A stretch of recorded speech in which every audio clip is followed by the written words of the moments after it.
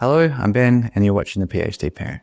In this video, I'm going to be talking a bit about language development in kids. Specifically in this video, I'm going to look at two things. First of all, what is normal in terms of the size of a kid's vocabulary as they develop? And second, how old do kids tend to be when they say their first words? And here we go, starting with vocabulary size across development. So researchers distinguish two types of vocabulary.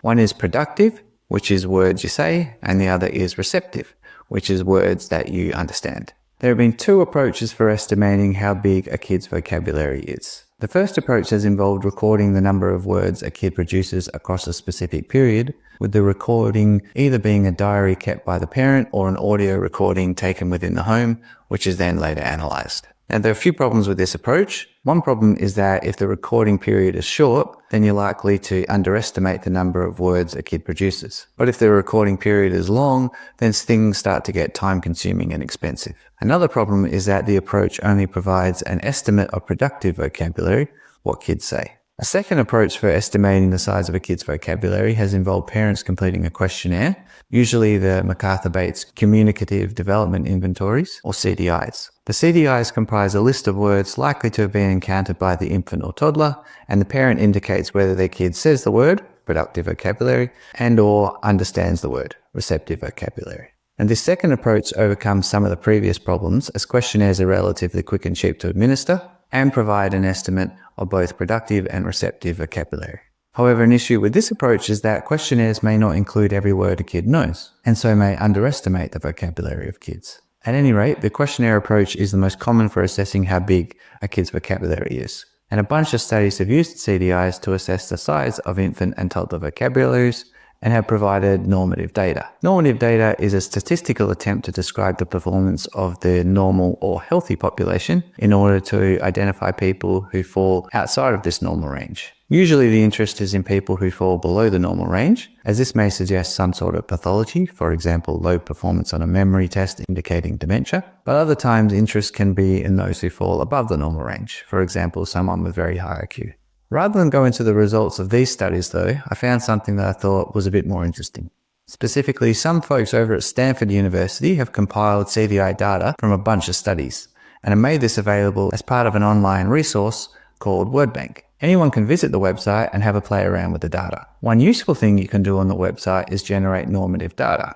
Although an important caveat is that the norms generated should not be used for research or clinical purposes. The main reason for this is that normative data is often weighted, and it's not possible to generate weighted norms on the website. So the website allows you to generate normative data for several different languages, including English, Spanish, French, Korean, Cantonese, and so on. I ended up generating norms based on US data. I could have gone with the Aussie data, but that had a smaller sample. Now, 4 things before I get into the results. First, normative data is often presented using percentiles. I'm going to report the 90th, 75th, 50th, 25th, and 10th percentiles. The way to interpret percentiles is, for example, if you were scoring at the 90th percentile, then your score is higher than 90% of other people, and so on. Second, there are 2 versions of the CDI. One is for infants aged 8 to 16 months, and the other is for toddlers aged 16 to 30 months. The CDI for infants assesses both productive and receptive vocabulary. The CDI for toddlers only assesses productive vocabulary. Third, the word count scores are based upon words listed in the CDI. So if a kid happens to know other words but they're not listed in the CDI, then technically those don't count,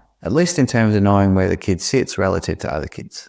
Now, if you want to check out the CDI, you can just search for MacArthur-Bates Communicative Development Inventories on Google and look at the resulting images. And the fourth thing is that while the results I present are different from the published normative data, they're not wildly different. So here are the results I generated. First, this is what you get for infants in terms of productive vocabulary, words that they can say. Next, this is what you get for infants in terms of receptive vocabulary, words they understand. And lastly, this is what you get for toddlers in terms of productive vocabulary, again, words that they say. Now, I won't go through all the figures because that'd be a bit tedious. But to illustrate how to interpret the results, take a look at the last figure, which depicts productive vocabulary in toddlers. So if your kid is 16 months old and they're saying about 45 words, then they're right bang in the middle at the 50th percentile. That is, half of kids will be saying fewer words and half will be saying more words. But if your kid was saying about 150 words, then they're up at the 90th percentile. Now, hopefully this gives folks an idea of where kids' vocabularies might be at across the early stages of their development. Now I'm going to move on to when kids tend to say their first words. I'm not going to dig too deeply into this question by going through a bunch of studies, as most of the work has already been done. Specifically, if you look at the data for productive vocabulary in infants, then around 50% of kids will be saying 5 words by the time they're 8 months old. That is, see the 50th percentile. By the time kids are 9 to 10 months old, then 75% of kids will be saying at least 1 word. See the 25th percentile. And by the time kids are 14 months old, then 90% of kids will be saying at least 1 word. Check out the 10th percentile. I did take a look at one study though, by Schneider, who investigated the age at which kids tend to say their first words. And they based their estimates on 4 data sets of parent reports. And one of these data sets was by psycholinguists, that is, people who research language. And I'll get into the importance of that in a minute. So the results of Schneider were similar to what I've just reported. However, they found that in the psycholinguist sample, about 50% of kids said their first word at about 11 months of age. Schneider argued that because psycholinguists have expertise in language, and because it happens that all the psycholinguists who participated recorded the date of their kid's first word in a diary, and so didn't have to rely on memory, we should be a little skeptical of reports from other sources such as the CDI, where it looks like 50% of kids will have said their first word around 8 months of age. Now I can see where Schneider's coming from, though there were only 52 psycholinguists in the sample, and it's possible that the expertise of these folks led them to be overly strict when judging whether a genuine word had been said by their kid. But on the other hand, this could be a good thing.